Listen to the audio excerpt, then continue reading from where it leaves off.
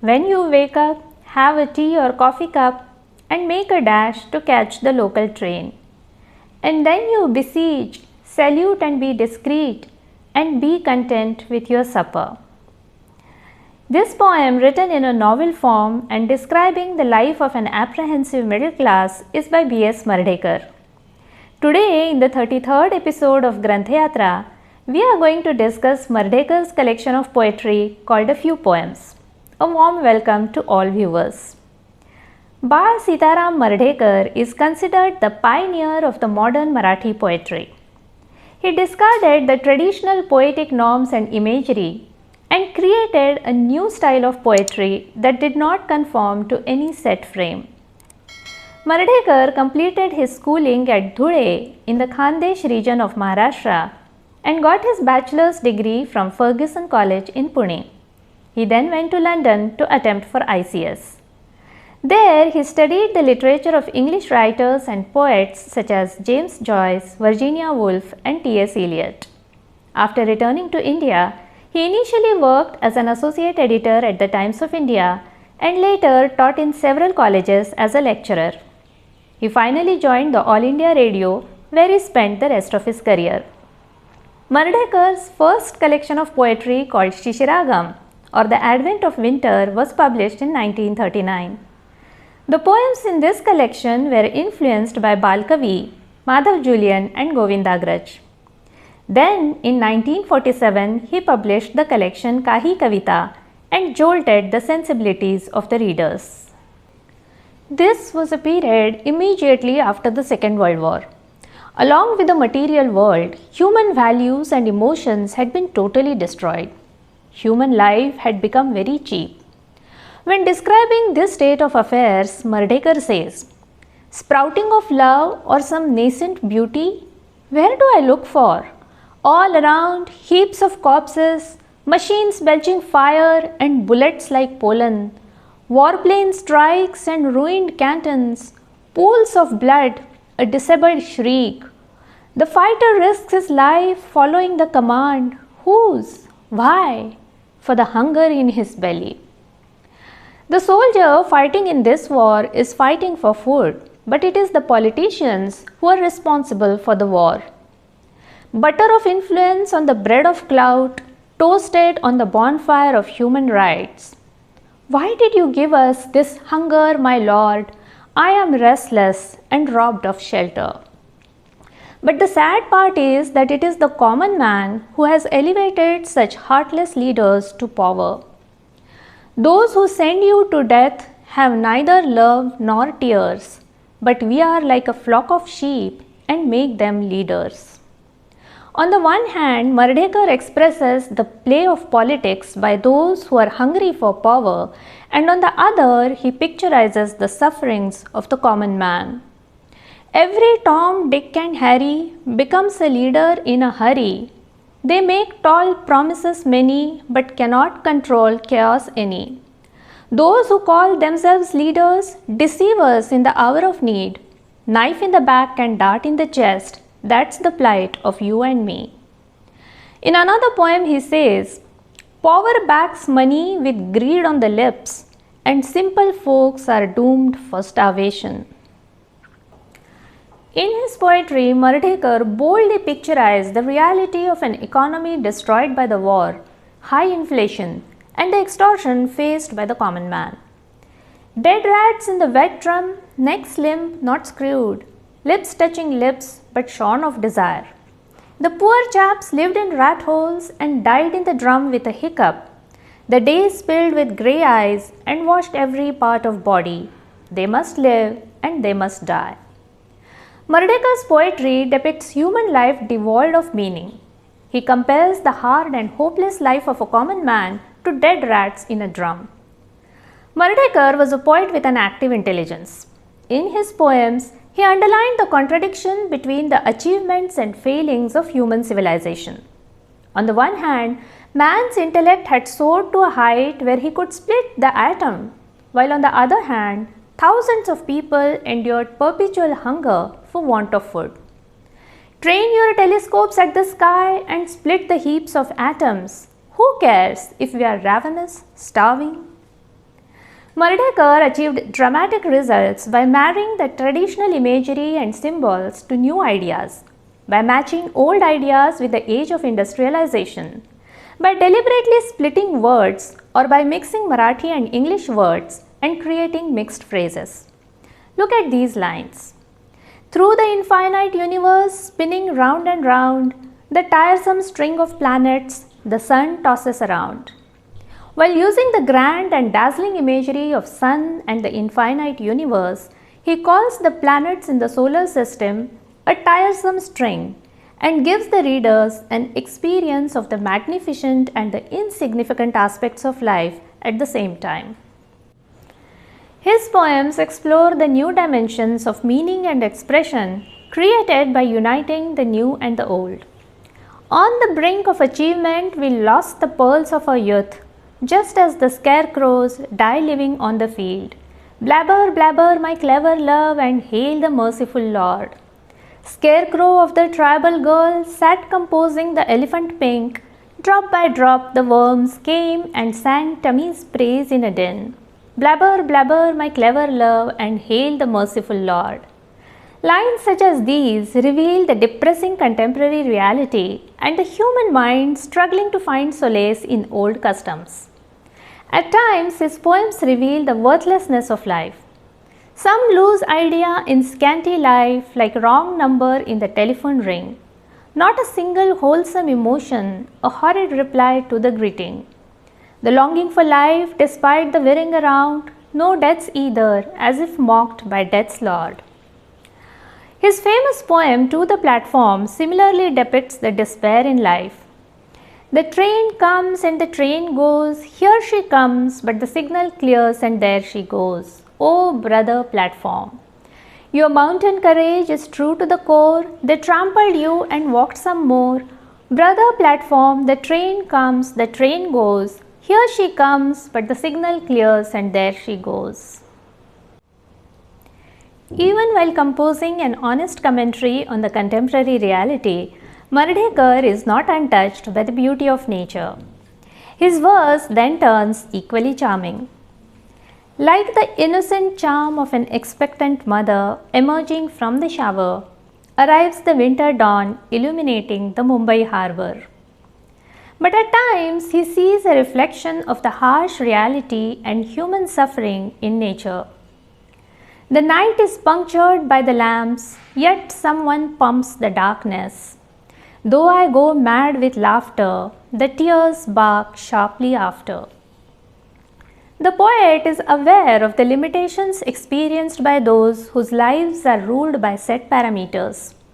He expresses the boredom emerging from these limitations and despair resulting from the machine age by parodying the popular morning hymn Ghana Shyama Sundara Shridhara. The engine pants, darkness dripping black, and through the pitch yellow dawn calls the siren. Ghana Shyama Sundara Shridhara, the mill has risen.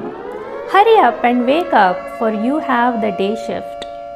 All the commotion as the workers gather, the warm sweat flows as the Lord toils and the machine plows.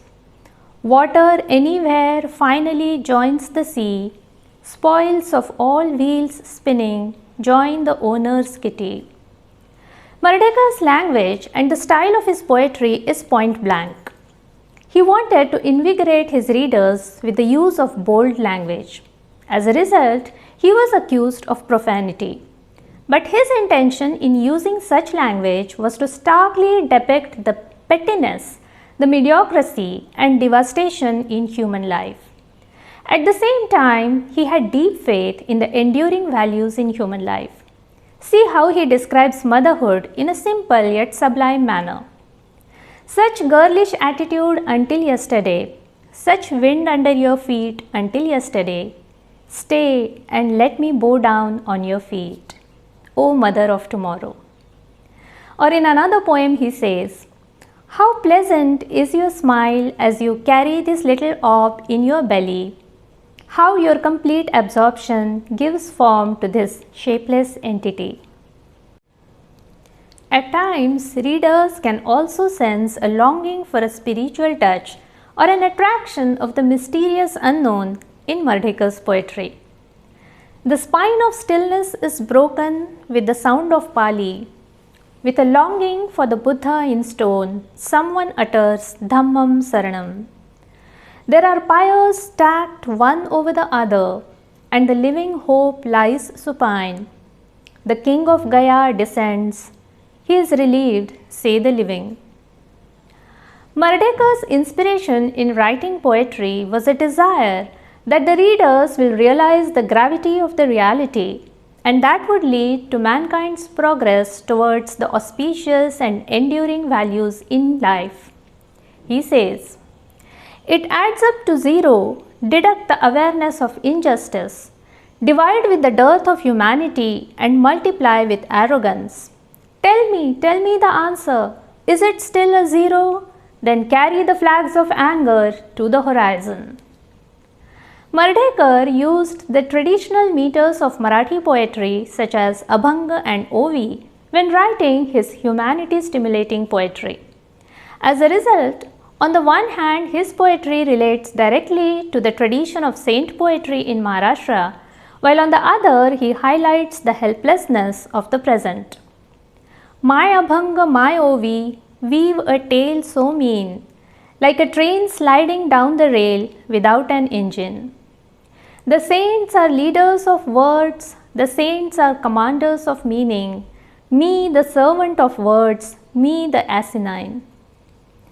Because of his faith in the sublime and superior values in life, he questions God. How did we part? When and where? I remember not, O Lord. However, he does not seem to believe that it would be a divine incarnation that would lead man towards these higher values. For he says, "Who are you trying to convince about God, the one who is as pretentious as an ostrich?" Rather, he visualizes an honest and hard-working human being as the pioneer of a new age that will progress with the wings of science but will value humanity. Tough biceps like twisted cobras of iron, pitch black thighs like a slice of iron teak. Oh, the black coal man, the image of the Lord of New Age. Let us hear about the intricacies of Mardhekar's poetry from Professor Akshay Kumar Kale.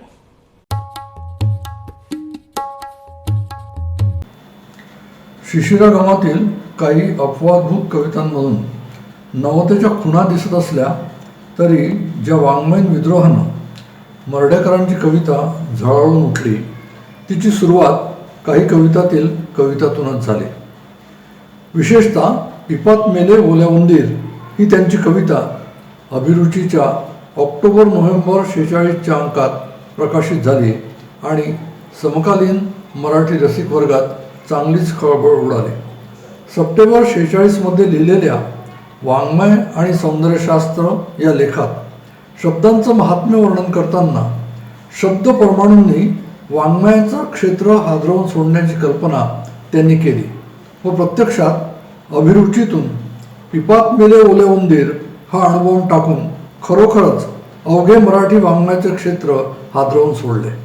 47 साली काही कविता हा संग्रह प्रकाशित करून अवघ्या काव्य जगताला अक्षरशः ढवळून काढलं.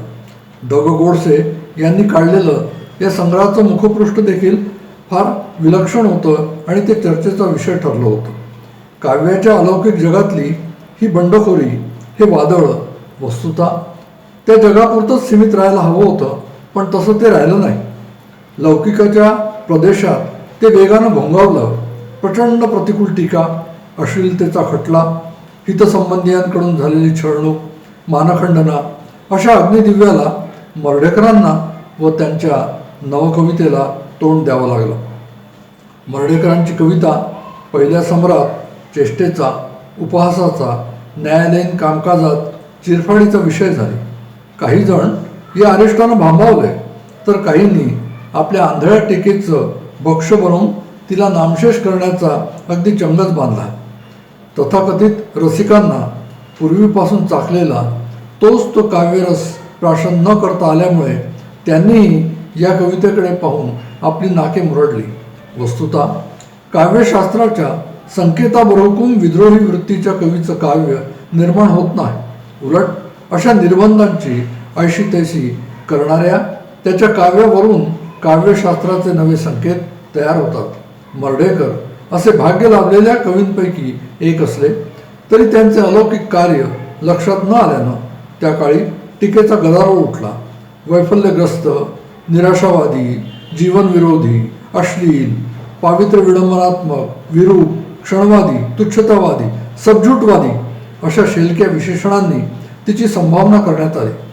श्रेष्ठ कविता प्रतिकूल टीकाकारांच्या टीकेनं नामोहरम होत नाही. ती खरी प्रस्थापित होते सहृदय रसिकांच्या सतत मिळणाऱ्या सुयोग्य प्रतिसादातून आणि समकालीन व उत्तरकालीन कवींवर होणाऱ्या तिच्या प्रभावातून. मर्ढेकरांच्या कवितेला हळूहळू का होईना रसिकांचा प्रतिसाद मिळत गेला. मर्ढेकरांभोवती नवी अनुयायी मंडळी जमू लागली आणि मर्ढेकरी युगाला सुरुवात झाली. हे युग पुढेही विस्तारतच गेलं. एकीकडे करमणूक प्रधान मूल्यांनी भारलेली रसिकरंजनी कविता प्रचंड प्रमाणात फोफावत असताना काव्य प्रांतातील मर्ढेकरांच्या कवितेचं स्थान कायमच अबाधित राहिलं. फाजील रसिकानु न करता काव्याची अन्य परतंत्र स्वायत्ततावादी मूल्य जपताना कलेतील अनन्य सौंदर्य मूल्याची बूज तिनं सदैव राखली. आत्मनिष्ठेतून तिची निर्मिती झाली आणि आत्मश्रद्धेचं बळ सदैव तिला लाभलं. यामुळेच वेगवेगळ्या काळात वेगवेगळ्या प्रवृत्तीच्या कडव्या टीकाकारांनी तिचं पुनर्मूल्यांकन केल्यावरही तिचं सत्व आणि तेज टिकून राहिलं. इतकेच नव्हे तर दीपस्तंभासारखी ही कविता नव्या कवींचे मार्ग उजळतच राहिली.